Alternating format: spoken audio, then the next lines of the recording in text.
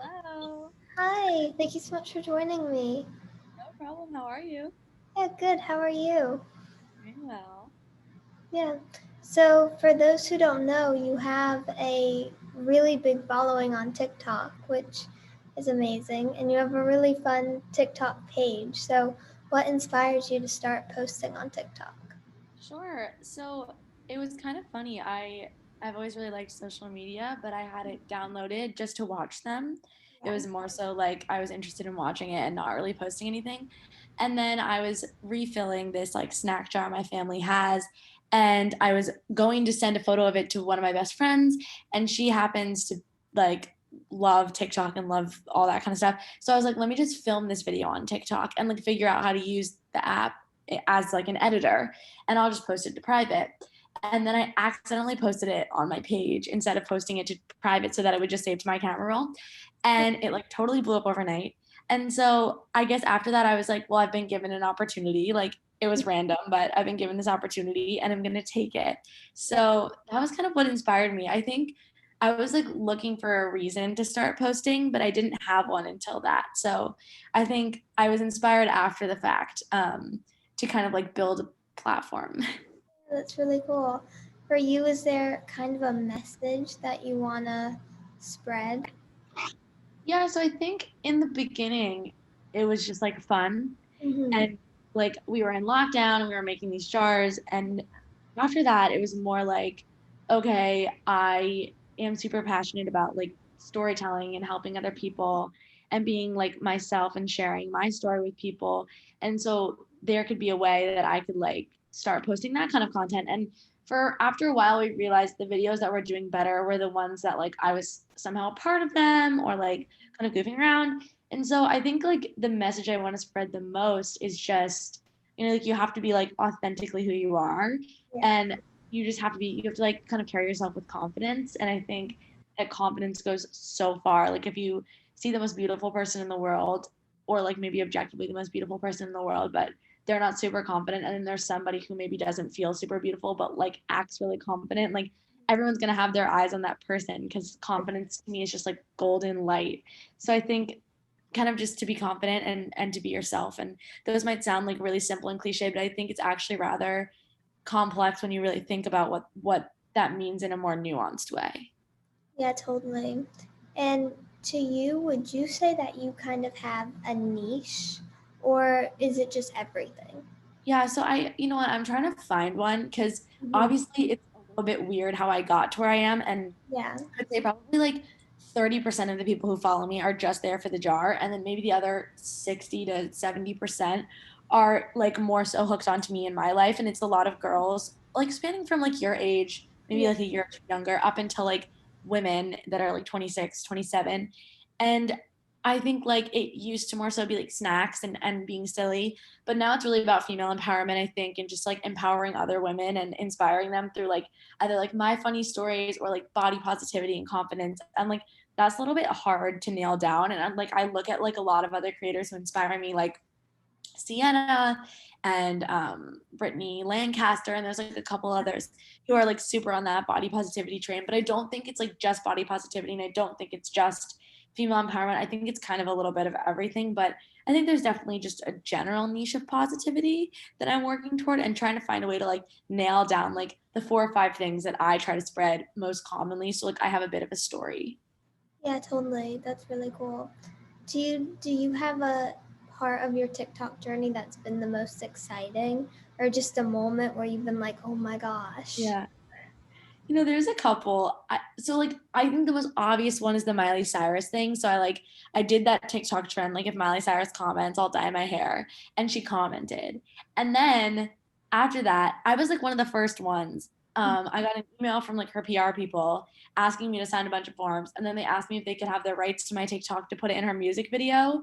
So that was just kind of like crazy. And that was like a holy wow moment. But I think just in general, like I live in New York, and I'm oftentimes like walking around and people stop me and tell me they love my TikTok.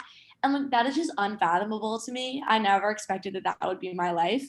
And I love connecting with other people. So that's super fun. But it's just so exciting. Like I think people are excited to meet me, but I'm like equally as excited, if not more excited to Yeah, meet them. So it's been really fun.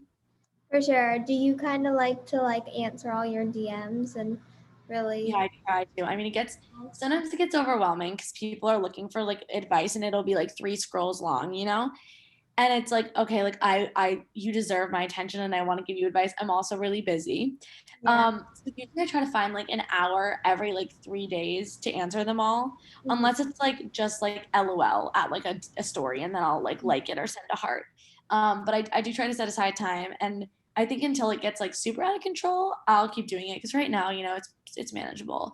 But like I think it's important that I connect with people, especially because I'm just a regular normal person. Yeah. For me, I know when people ask me for advice, I always get so nervous. I'm like, I don't want to mess it up. Oh my I god. know, sure. It's like, I mean, it's like they're giving you like this like platform and like kind of like they're putting you on a pedestal. Like, I want your advice. But Mhm. I'm like, sometimes I don't think they realize like I have really sad days too. And like my life is like not always put together. I'm not always like bouncing off the walls, like ready to spread cheer. Like sometimes I'm really like not in a great mood or in a great place. And like it can be hard when you have that pressure. But I think it's also kind of like, I try to see it as like I'm really honored that people want to hear what I have to say. And like I'm sure you feel the same way. Yeah, totally. And then you do a really good job of posting consistently on TikTok. But do you ever kind of get writer's block for TikTok or run out of content ideas? Or I'm like, oh my gosh, I have no idea what to post. Totally. I one of my favorite creators is It's Me Tinks. She's like in LA. You might have seen her before. And she says that she keeps like a no iPhone notes list of like things she wants to make TikToks about.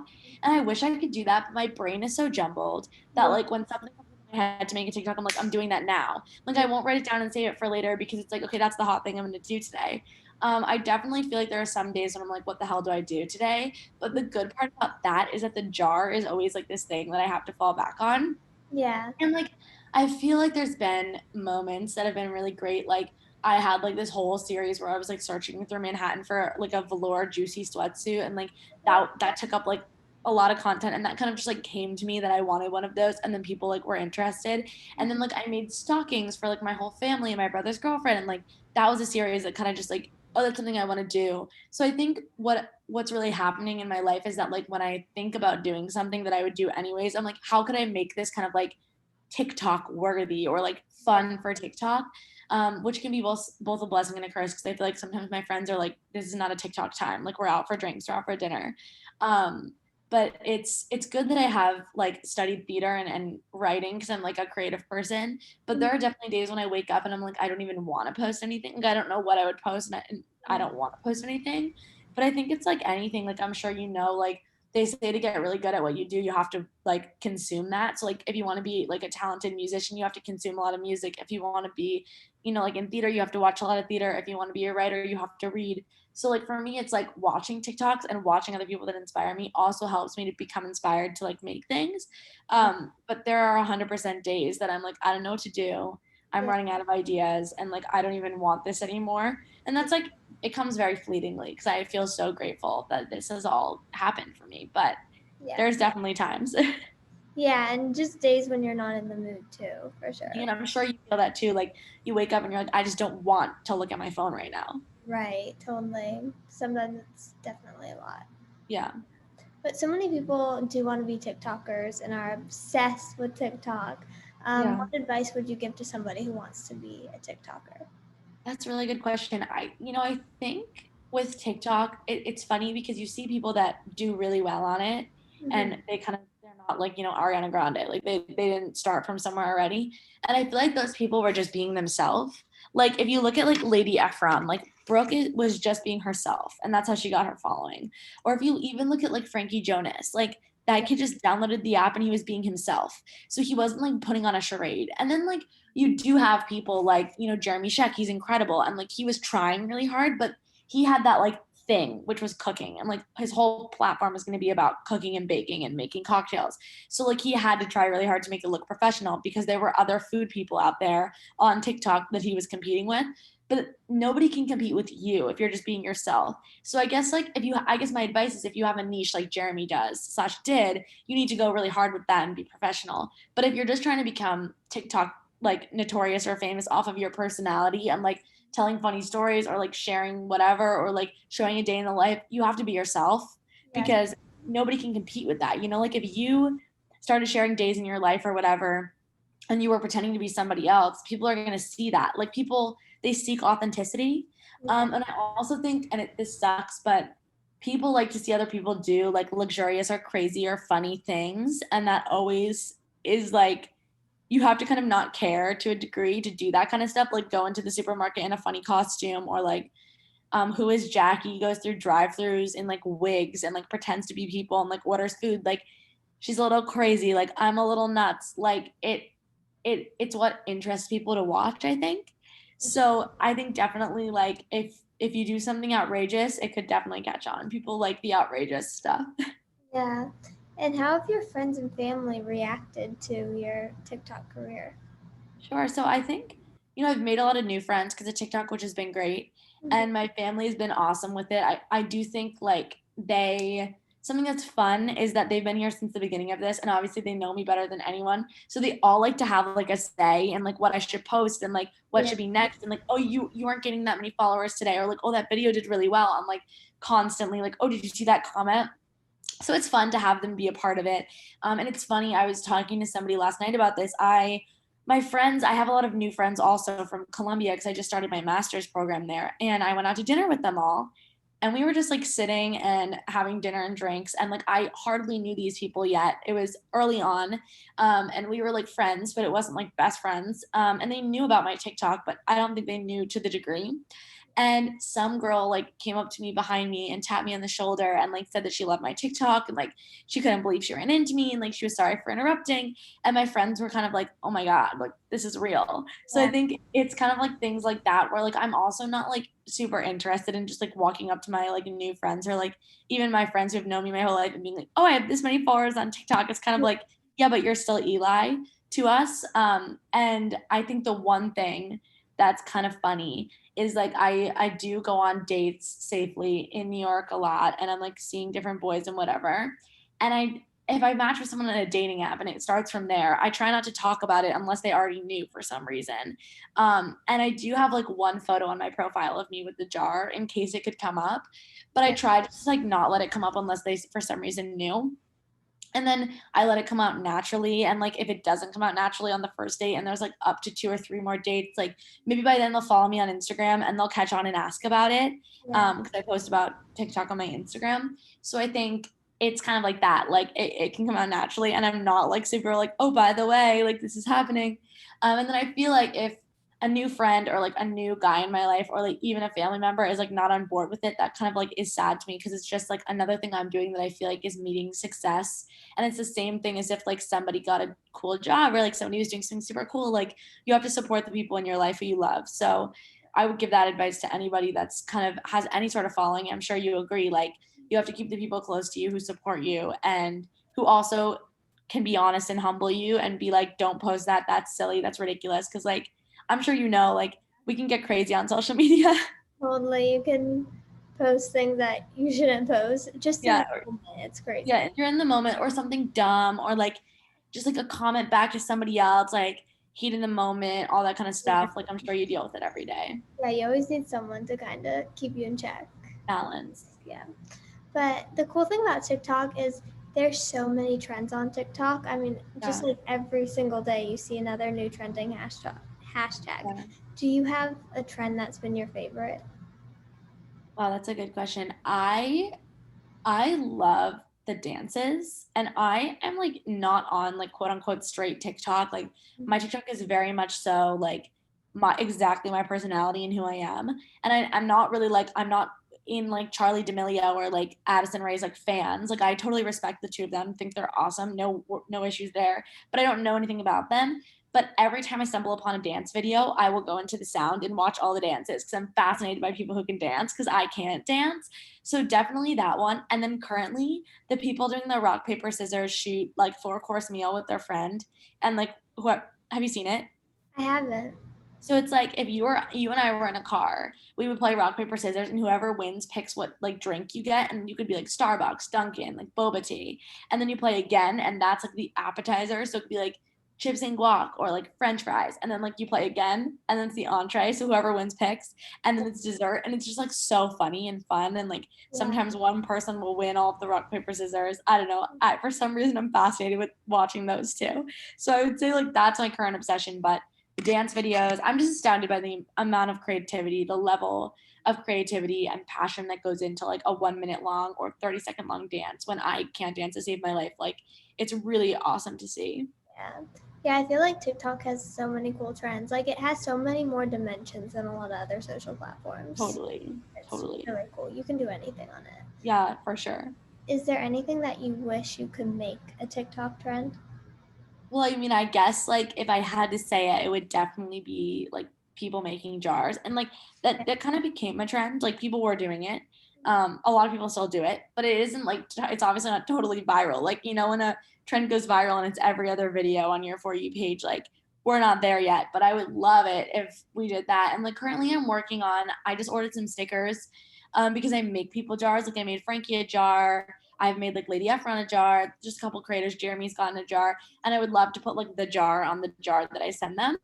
Um, yes, like be cute. And I would love it if like they made videos of themselves refilling it, and then like other people made jars. Like I think it's just a really fun idea. It's a great snack. It's awesome, and it's like fun thing to do with like a significant other, friends, family. So I wish that was a trend. And then like I guess to not give you such an easy answer, like something to do with Broadway. I'm kind of on Broadway TikTok, but it's not like a super big group. Like there are a couple Broadway TikTokers. Yeah. Um, and it was fun when like a couple of the sounds, like a sound from Glee and like a song from like Six the Musical was like a viral trending sound. And I don't think the people using it realized it was Broadway music.